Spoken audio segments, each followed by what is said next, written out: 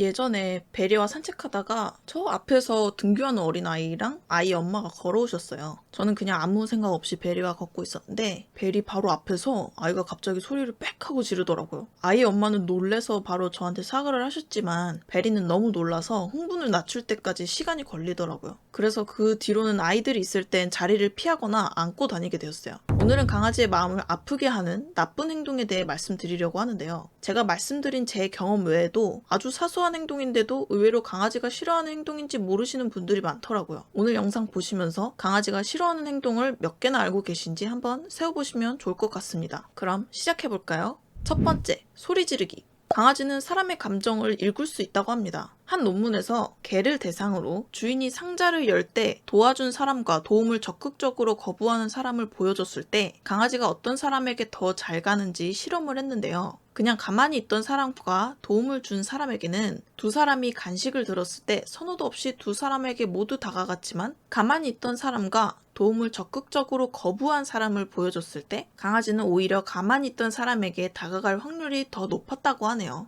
이 논문의 결과는 강아지는 보호자가 불친절하게 대우받는 것을 알아차리는, 즉 감정을 알아차린다라는 것입니다. 게다가 강아지는 사회성 동물이죠. 사회성 동물은 자신이 속한 무리에서 안정적인 위치, 그리고 안정적인 관계를 유지하는 걸 중요하게 여깁니다. 강아지 앞에서 가족과의 싸움을 자주 보여준다면 어떨까요? 강아지는 가족과의 관계가 틀어진다고 인식을 할 거고 그거에 대해 스트레스를 받으며 마음의 상처를 입게 될 겁니다. 두 번째, 말을 많이 시키기. 강아지는 언어를 사용하지 않고 행동을 통해 의사소통을 하는 동물입니다. 대표적으로 카밍 시그널이라는 강아지 언어도 연구가 될 만큼 강아지는 행동 언어를 많이 사용하죠. 하지만 많은 사람들이 자신의 반려견에게 오늘 하루 어땠는지, 오늘은 어떤 일이 있었는지, 무엇을 원하는지 등 많은 이야기를 하죠. 예를 들어 산책 갈까? 밥 줄까? 놀아줄까? 등이 될 수 있겠네요. 아닌데요. 저희 강아지는 저와 대화하는 것을 좋아해요. 제가 얘기하면 갸우뚱거리고 무슨 말인지 알아듣기 위해서 집중하는데요. 하시는 분들, 이전에 제가 갸우뚱의 의미를 설명드렸는데요.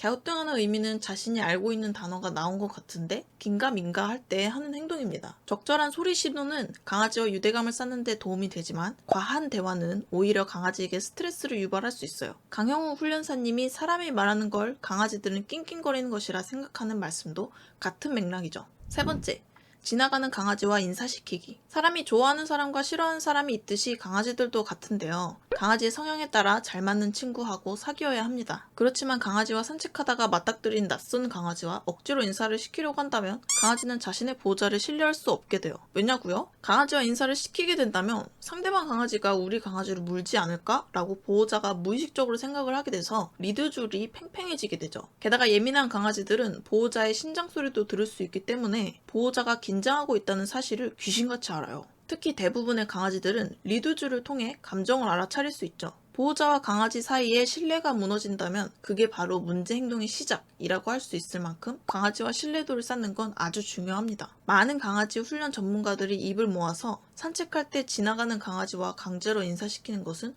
좋지 않은 행동이라고 말하는 이유가 그런 것이죠. 네 번째, 너무 불규칙하거나 너무 규칙적인 일상. 기본적으로 강아지들은 규칙적인 생활을 더 안정감 있다라고 생각을 하고 편안해합니다. 규칙적인 식사와 운동, 훈련 등을 지속적으로 해준다면 아주 좋아하죠. 만일 보호자가 식사 시간을 깜빡하고 밥을 주지 않거나 산책을 할 시간인데 귀찮아서 하루 거른다거나 등 여러 이유로 반려견의 삶의 질을 향상시켜주는 활동을 빼먹는다면 기대했던 시간이 없어져서 슬프고 스트레스 받겠죠. 그렇다고 너무 정확한 시간에 맞춰서 일상을 지내는 것 또한 좋지 않다고 합니다. 반려견 정신건강 전문가 맥스는 수년 동안 강아지의 문제 행동으로 찾아온 보호자들의 공통점이 너무 엄격한 루틴으로 인해서 문제 행동이 생기는 경우가 많았다고 하네요.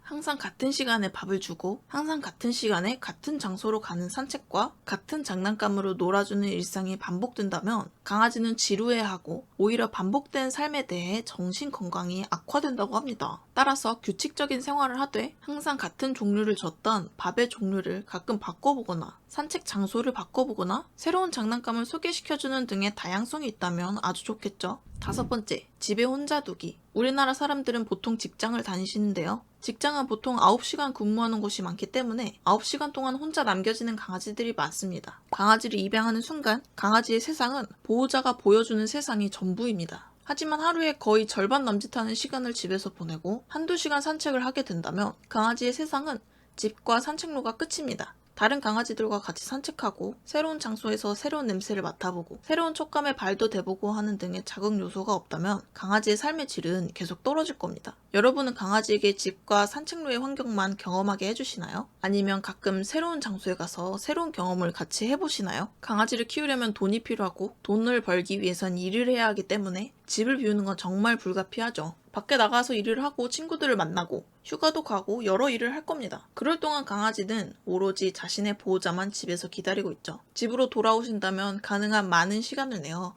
강아지와 함께 보내주세요. 강아지는 보호자의 시간 중 자신이 한켠에 있다는 것만으로도 행복하다고 생각할 거예요. 여러분은 몇 개나 알고 계셨나요? 모두 알고 계셨다면 아주 훌륭한 보호자입니다. 몰랐더라도 지금 알게 되셨기 때문에 강아지에게 훌륭한 보호자가 되실 거예요. 오늘 영상이 도움이 되셨다면 구독과 좋아요 부탁드려요. 그럼 안녕!